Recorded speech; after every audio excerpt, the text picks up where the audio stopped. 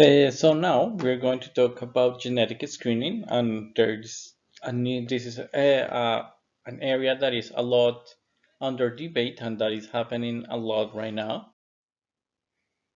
And genetic screening is the process of testing a population for a genetic disease in order to identify a subgroup of people that either have the disease or have the potential to pass it to an offspring. And here we can see an example of possibly one of the genes that have been studied in more detail that is in humans, that is this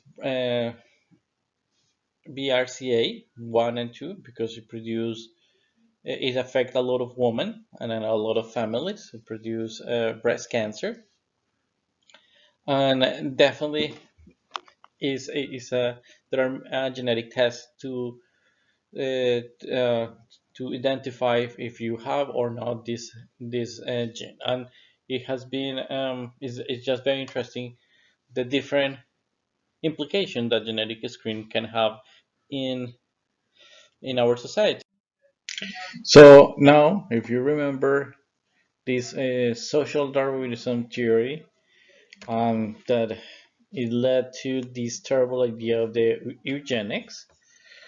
And if you remember that Galton used the ideas of Darwin and he was trying to make a better society. That was his idea, but it ended up being used by many groups to promote racism, and actually it ended up culminating in the Second World War.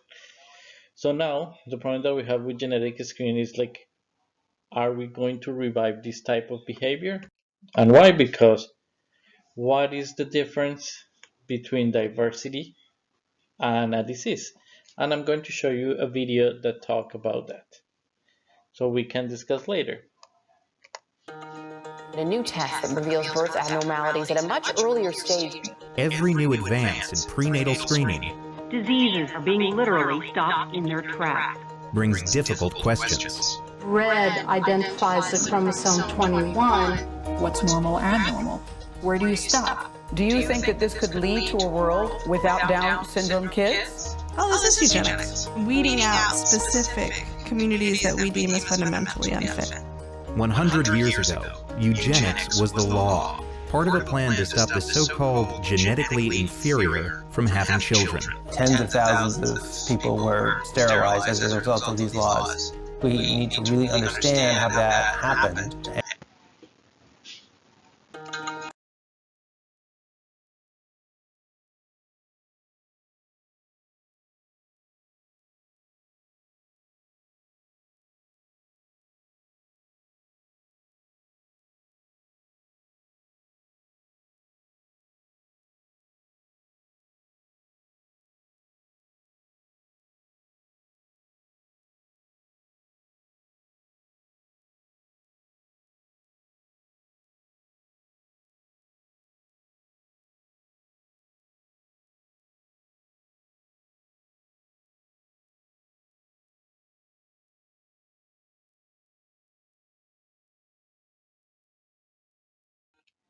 And yeah, so it's a very controversial topic, and I want that you think about this. Could genetic testing become an update version of eugenics?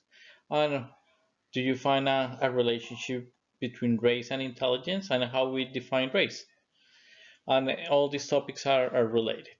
So you can upload this on Moodle, and we can discuss later. And again, you have plenty of time to do this. And I will give you some arguments in favor genetic screening, some arguments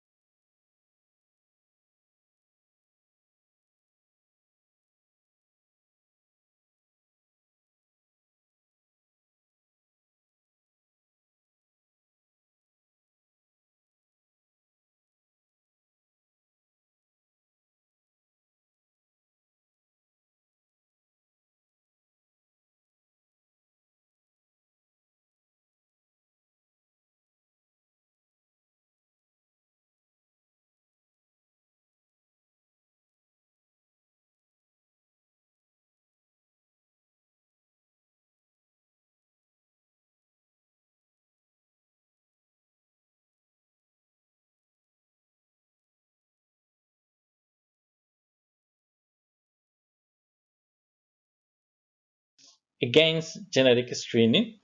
We will watch some videos and I will post them in the on Moodle in case that you want to watch them later. And finally,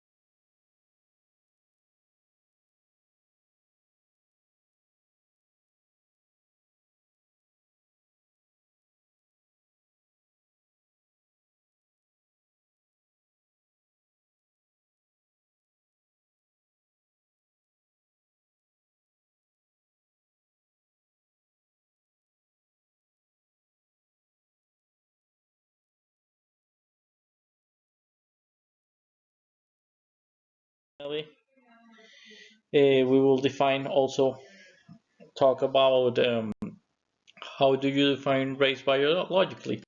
And the most important thing when we define race is that they are concepts that are biological. So, for example, these blood groups, we definitely know that there is a gene and that there is a protein, an antigen that is located in the membrane that is very important, and that each person has can have a combination of genes that can give us two different blood groups. This is a biological trait. However, race is not that case. Race is a social construction. So if you divide uh, people by continents or by different racial groups and you try to study them, what we found is that actually they are not genetically as compact as we would like, as we described with the ABO group, that you have people with that had the blood group A or blood group B or blood group AB or O. This doesn't happen with race. What we find is a gradient. So depending on the, for example, if you try compare genetically the people from Asia and people that are from Europe, the stereotypical European white person, there is more diversity between white people, and there are white people that is closer to Asian, that closer to other white people. So that concept of race is just social construction, and it has been changing for political reasons more than biological reasons. So modern scholarship views of racial categories as social constructed, yeah. So rather than being a biological one, and different cultures define racial groups often focus on social relevance, and these definitions can change over time. So, for example, when the immigration of Italian was very common in the United States because Italy was not doing very well. Italians were not considered white in the United States. And before United States expand and Texas, it was before and California were part of Mexico. Mexicans and were considered white after United States invaded and had a war with Mexico and got Texas and California and all these southern states. Then they were considered not as white anymore due to political reasons. And if you check, there are multiple times that this had happened over and over again, that depend on the social circumstances, you can consider a person from one race or another one, and those can change over time, as I said. So again, race cannot be biologically defined due to a genetic variation among humans, individuals, and populations. So instead of finding this very compact group, we found that there is a lot of variation. So this concept is definitely not have a biological basis or a genetic basis. And I will post this video that they talk about that there is no way to find a relationship between intelligence and race, and it's just wrong if somebody considers that there is a correlation between race and intelligence, and they give many idea that we should different expect there to be evidence. intelligence differences And between these large again, continental this is racial more due to groupings. political Again, is really wild speculation. reasons For that to happen, people what argue we would have that to have there is a relationship. very strong, However, consistent and sustained directional if we see the color of the and what skin that is means is that groups mainly how in we one divide area would, because of their races, environment, but have to have been there is exposed no to correlation strong between the selective color pressure of the to push skin intelligence one way or and another. Meaning your environments brain. across Yeah, there is entire completely continents would have to be the different same genes somehow to make the involved in those continent's processes, entire and population while evolve different intelligences from the your nervous entire system and your population brain of other is a very entire complex trait continents, that is very which would difficult also to need evolve. to have a single environment. And maybe you're thinking skin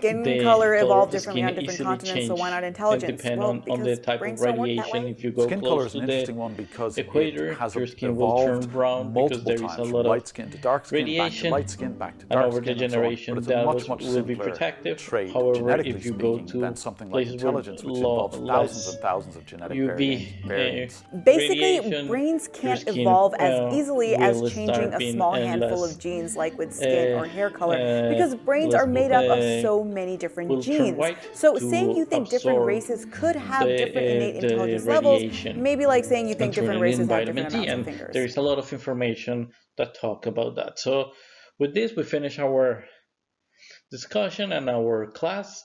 It was a pleasure talking to you, and if you have any doubt, it's a pleasure having you in my class, and if you have any doubt before the test, just let me know and I will answer as soon as possible. Have a good day. Bye.